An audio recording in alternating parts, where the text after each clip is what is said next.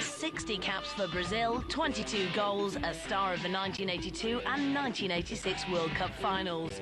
So how on earth did Socrates end up playing for Garforth Town in the English Northern Counties League?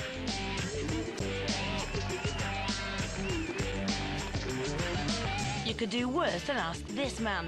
Simon Clifford is a manager of Garforth Town. His footballing story began 8 years ago with a Brazilian football school in Leeds. We began with just 4 children, and we used a game called Futebol de Salao that Socrates has used himself, and most of the Brazilian players did. And the group grew, and we got some attention because we were training a little bit differently, and some professional clubs invited me to give demonstrations. So we decided to try and expand our schools to the whole of Britain, and they've grown from there to around the world. That's what we're doing, and so Socrates is coming mainly as an ambassador to help me publicise my work and to talk about what I'm hoping to do in the future. Trained as a doctor of medicine, Socrates is that rarity in the football world, an educated man. In the 1980s, at the peak of his career, he used his fame to criticise his country's military government.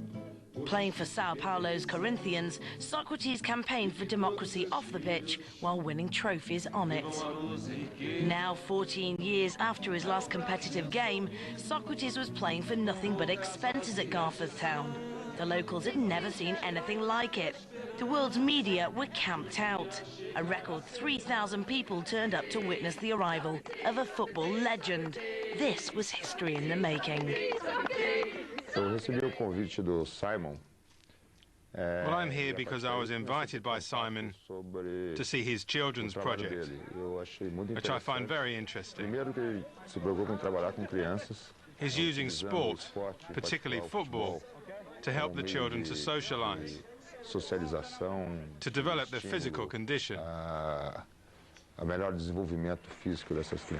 Everybody in the area is being lifted by his presence, and I think the whole country of the whole United Kingdom has been interested.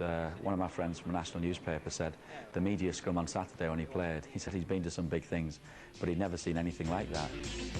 Socrates did his best to look comfortable, and as promised, when kick-off time arrived, out he jogged to face Tadcaster United. He was clearly feeling the bitter cold. Would he remember how to play? At 50 years old, he decided it was probably best to start the game on the bench. That looked a good decision, as the first half witnessed a classic English blood and thunder encounter. Garforth took the lead in truly Brazilian style. The locals were loving it. I've tried for 2 or 3 years since being here to awaken their interest in the club. We've had Brian Robson here, the former England captain, Jairzinho, Paulo Cesar, Jermaine Jenas, various others, but there's been nothing like this. In the second half, the coach decided it was time to use his not-so-secret weapon. Enter the captain of the best side never to have won the World Cup. It wasn't quite Brazil 82, but all the old touches were there. 2-2 the final score. But the result wasn't the most important thing. Simon Clifford's Brazilian soccer programme was perhaps the real winner. Socrates had impressed everyone. A qualified doctor with knowledge in nutrition, physiotherapy and orthopaedics, he's hardly your average footballer. He was a doctor, he was intelligent, and most footballers aren't. Joking. Socrates was arguably the biggest name of one of the best Brazil teams ever. He feels today's Brazil are boring by comparison. The Brazilian team are champions of the world, but the Brazilian game today is not as good as we'd like to see, and not as good as what I believe it could be. We still have great players, but we're much more conservative than we used to be. Socrates' own managerial ambitions, meanwhile, may never be fulfilled. In a society which does not value people who are qualified through their own merit, it makes it much more difficult for them to grow.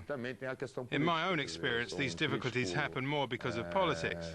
I've always criticised the structure of Brazilian sport. For the last 30 years, I've always been active in all the movements to improve these things. So some people there really don't like me a lot. Socrates playing in England at 50. Who says dreams don't come true?